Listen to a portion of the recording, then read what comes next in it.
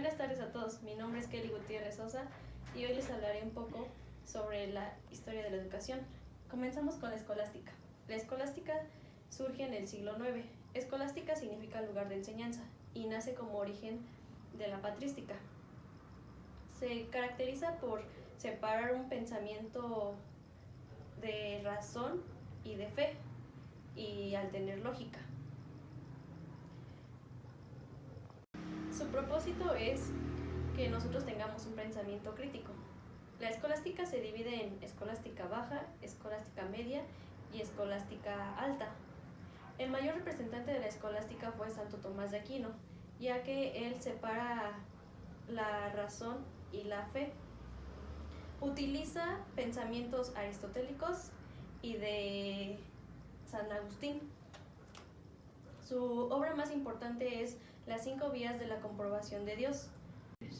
La escolástica no solamente tomó corrientes filosóficas grecolatinas, sino también árabes y judaicas. Pasemos con las universidades más importantes de la Edad Media. Una de ellas fue la Universidad de París, donde eran los catedralistas y monásticas. Luego la otra es la Universidad de Bolonia, donde era Derecho y después fueron Artes y Medicina.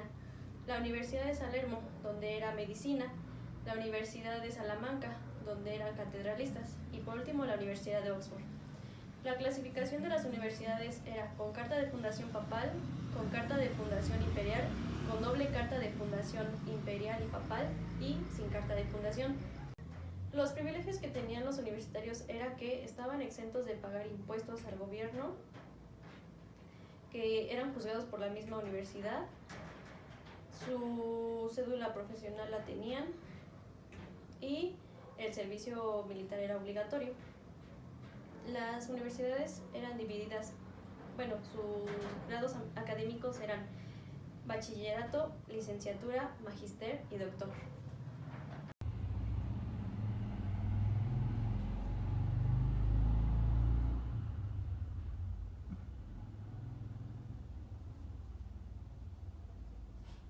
Ahora pasemos con algunos personajes que destacaron más.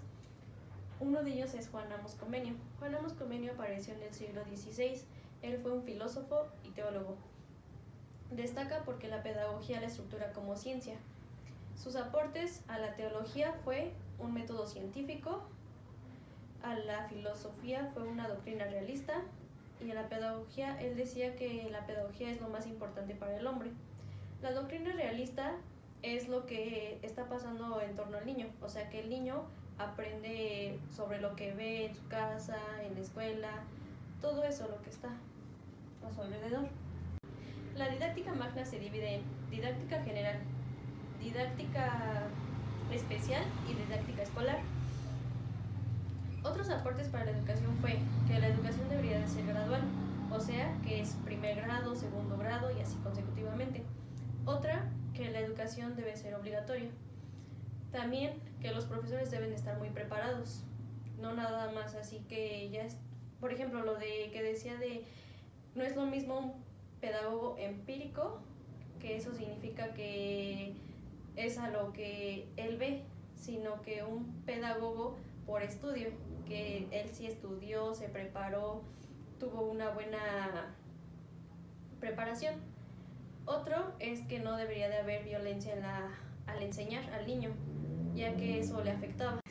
El último era que, por ejemplo, él utilizaba un método y si veía que el niño no aprendía o no lo captaba, entonces él buscaba otras alternativas o otros métodos y así hacía que el niño aprendiera, que se interesara. Este personaje importante es Johann Pestalozzi.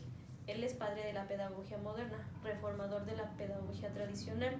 Su método se basa en observar, medir, dibujar y escribir. Sus principios pedagógicos fueron naturalidad, que se refiere a que el niño aprende conforme él va creciendo a lo que él va adquiriendo. O sea, uno no le puede imponer otros conocimientos o algo que él no entienda. Él solamente lo va a llevar a o lo va a comprender como él más se adapte. El otro es la educación elemental. Él dice que el ejercicio, que se mantenga activo, le va a ayudar mucho. Y por último, la integralidad. También dice que el conocimiento inicia a partir de la intuición y de ahí se crean las ideas. Su obra más importante es Leonardo y Gertrudis. El último personaje que destaca es Jean Rousseau.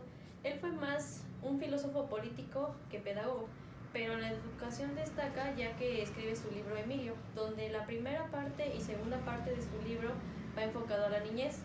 Ahí habla de que el niño debe de experimentar y de que el adulto no le debe transmitirle cosas sin que él antes haya experimentado. La tercera parte va enfocada hacia la adolescencia. Y por último, la cuarta y quinta parte va más a lo político y lo social. Muchas gracias por su atención.